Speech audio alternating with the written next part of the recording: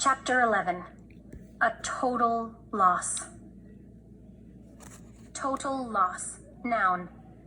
Goods so damaged that there's no point in repairing them, or they can't be repaired at all. The first cup was an easy sell. The second cup, too. It was on the third cup that a little girl, about 6 years old, said, "Ew, there's a bug in my drink." Then her brother said, "There's one in mine, too." "Gross," said an older boy on a skateboard. "There are like 3 in mine. I want my money back, man," he said, dumping his lemonade on the ground. The mother of the little girl and boy looked into their cups carefully. "I think you need to check your lemonade, honey," she said to Evan. Evan unscrewed the cap and everyone looked in. The surface was swimming with dead bugs, fruit flies, worms, and a soggy brown caterpillar. "Oh my goodness," said the mother.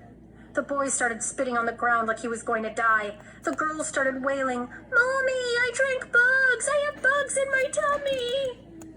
Evan couldn't believe his eyes. How did this happen? Did they crawl in somehow? They couldn't have. He had screwed the lid on tightly. He was sure of it. And anyway, 1 or 2 bugs crawling in, maybe. But 50 dead fruit flies and 2 inchworms and a caterpillar? It just wasn't possible. Evan was burning with embarrassment as everyone looked at him and his buggy lemonade. Frantically, he reached into the cooler and started to scoop out the dead bugs with his hands. Sweetheart," said the mother, "you can't sell that lemonade." "I'll get them all," said Evan. "I'll get every last one out." "No, dear, you really can't. You need to dump it out," she said. Evan looked at her like she was crazy. Dump it out? Dump it out? He'd spent $40 of his hard-earned money on that lemonade and another $1 for the cups. He wasn't going to dump it out. "I'll do it at home," he said. "No, you should do it here, I think. I need to be sure it's all disposed of properly." Evan looked at her. He didn't know her, but he knew her type. Boy, did he know her type. She was the kind of mother who thought she was the mother of the whole world. If you were on a playground and she thought you were playing too rough, she'd tell you. If you were chewing gum in line at the 7-Eleven, she'd say, "I sure hope that's sugarless." Mothers like that never minded just their own business, or just their kids' business. They thought they had to take care of every kid in the kingdom. "It's too heavy for me to dump," he said. "I'll take it home and my mom can help." "I'll help," said the busybody mother of the world. "All we need to do is tip it a little." She grabbed one handle of the big cooler. Evan had no choice but to grab the other handle. Together, they tipped, and the lemonade poured out of the top of the cooler. They poured and poured and poured. The lemonade sparkled in the sunlight like a bejeweled waterfall, and then disappeared without a trace, soaking into the parched September grass. As the last sluice of lemonade slipped out of the cooler, a slick of mud poured out. "Oh my goodness," said the mother. Evan couldn't believe it. He couldn't believe how quickly his victory had turned to defeat. It was just like the lemonade. It had disappeared into the grass, leaving nothing behind. A total loss. The mother smiled sympathetically as Evan returned her $2.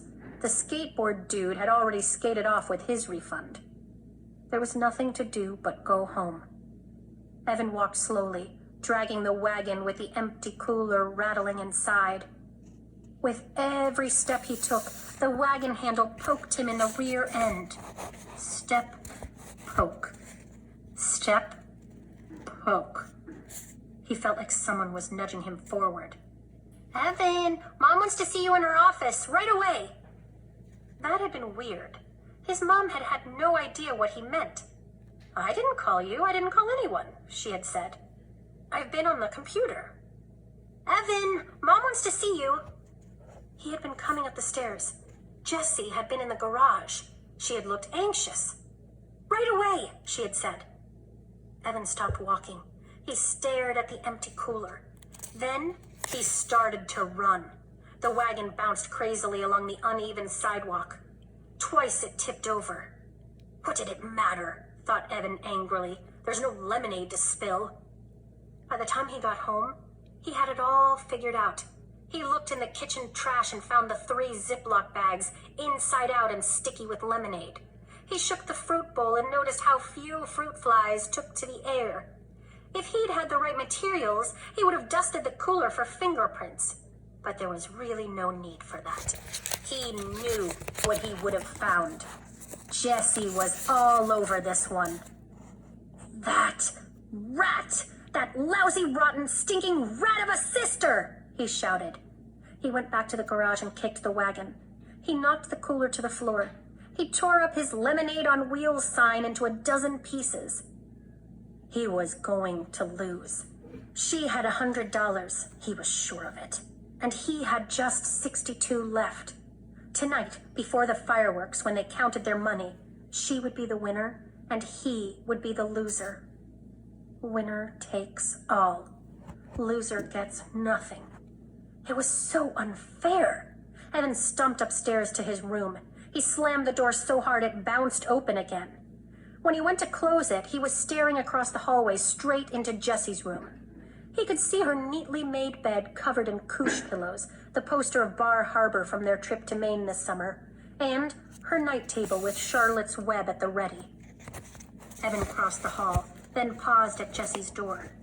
There was the rule about not entering. Well, she'd broken the rules first. Even though there wasn't really a rule about fruit flies and lemonade, it was clearly a dirty trick. Evan walked in and went straight to Jessie's desk drawer. There was the fake pack of gum. Inside, the key. Did you really think he didn't know where she hid it? He'd seen her slip the key inside the box when he was passing by on his way to the bathroom. Jessie was smart, but she wasn't very smooth. He'd known for months where the key was hidden. He just hadn't bothered to use it. Until now. It took him a while to find the lockbox. He checked the bureau drawers first, and then under Jessie's bed. But finally he found it hidden in her closet. Again, not very smooth. Evan carried the key and the lockbox back to his room and sat on the bed. He put the key in the lock and opened the top. Then, the moment of truth. He lifted out the plastic change tray. There were a whole bunch of scraps of paper on top, and there was a folded index card too. Evan moved these aside and found a $10 bill paperclipped to a birthday card. Under that was an envelope labeled pre-war earnings with $4.42 inside it. That was the money Jessie had had before the lemonade war began. She'd kept it separate, just like she'd promised. Next to it was a fat envelope labeled lemonade earnings. Evan opened the envelope. Inside, the bills were arranged by 1s, 5s, and 10s. All the bills were facing the same way so that the eyes of George Washington, Abraham Lincoln, and Alexander Hamilton were all looking at Evan as he counted out the cash. $208. There it was. The winning wad. Evan thought of how hard he'd worked that week in the blazing sun and the scorching heat. He thought about the cooler full of lemonade pouring into the grass. He thought about handing over his $62.11 to Jessie and how she'd smile and laugh and tell everyone that she had won the lemonade war. The guys would all shake their heads. What a loser. Megan would turn away. What a stupid jerk. Evan slammed the lid of the lockbox shut. He stuffed the envelope in his shorts pocket. He was not going to let it happen. He wasn't planning to keep the money, not for good, but he wasn't going to let her have it tonight. When it came time to show their earnings, he'd have $62.11, and she'd have nothing. He'd give her the money back tomorrow, or maybe the day after that, but not tonight. He suddenly felt a desperate need to get out of the house as fast as he could. He shoved the lockbox back into Jessie's closet, and the key back into the fake pack of gum. "Hey, Mom," he shouted, not even waiting for her to answer back. "I'm going to the school to see if there's a game, okay?" Chapter 12. Waiting period. Waiting period. Noun.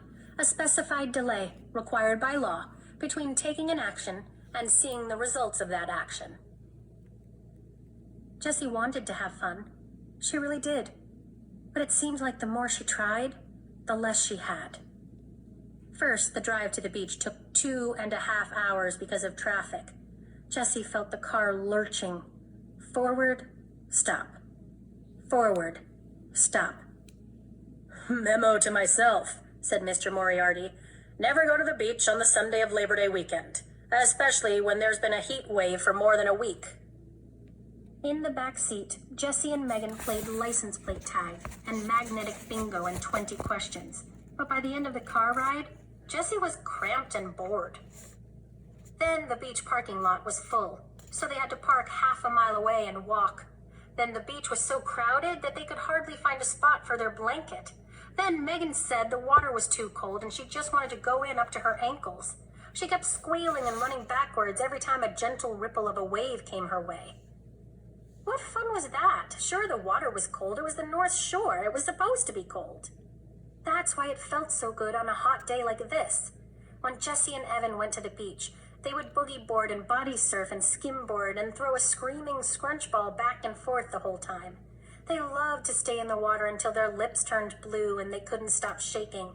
Then they'd roast themselves like weenies on their towels until they were hot and sweating again, and then they'd go right back in. Now that was fun at the beach. Megan liked to build sand castles and collect shells and play sand tennis and read magazines. That's all fine, thought Jessie, but not going in the water? That's crazy. The ride home was itchy and hot. Jessie had sand in all the places where her skin rubbed together, between her toes, behind her ears, and between the cheeks of her bottom. And somehow, she'd gotten sunburned on her back even though Mrs. Moriarty had smeared her all over with thick, goopy sunscreen twice. Jessie didn't even have the patience for 10 questions, let alone 20. But Megan didn't get that Jessie didn't feel like talking. She kept trying to get her to take a quiz in a teen magazine. If Evan had been there, he would have kept quiet, or maybe hummed a little. Jessie liked it when Evan hummed.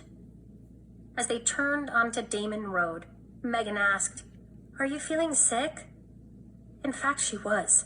For the past half hour, Jessie had been imagining walking in the door and facing Evan. And she'd been feeling sicker and sicker with every mile that brought her closer to home.